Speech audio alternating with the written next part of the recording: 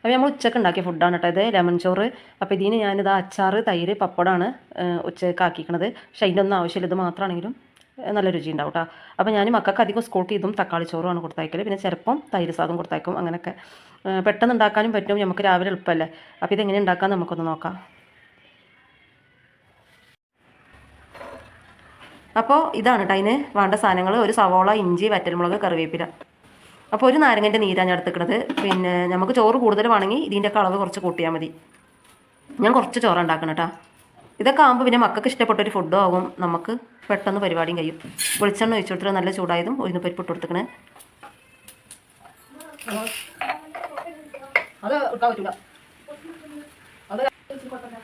നമുക്ക് 2 മണി കടുക് ഇട്ട് കൊടുക്കാം, കുറച്ച് നല്ല ജീരകം, ചെറിയ ജീരകം. എന്നിട്ട് ആ ഉള്ളി ഒന്ന് മൂപ്പിച്ചെടുക്കാം കേട്ടോ. അപ്പോൾ ഈ ഉഴുന്ന് പരിപ്പും ഉള്ളിയും വെളിച്ചെണ്ണയുടെ ഒക്കെ ഒരു മണം വരുമ്പോൾ മറ്റേ ചോറിന് രുചി കൂടും, നല്ലൊരു സ്മെല്ലും ഇക്കാരം.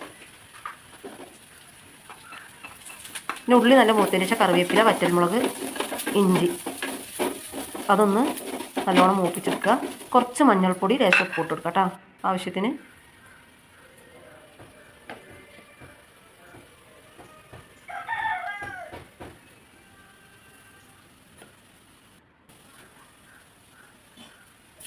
ഇനി ആ നാരങ്ങൻ്റെ നീര് അതിൽ ഒഴിച്ച് കൊടുക്കുക. ചോറിട്ട് നല്ല മിക്സ് ചെയ്യുക, അത്രയുള്ള പരിപാടി. അപ്പോൾ എല്ലാവരും ഒന്ന് ഉണ്ടാക്കി നോക്കി.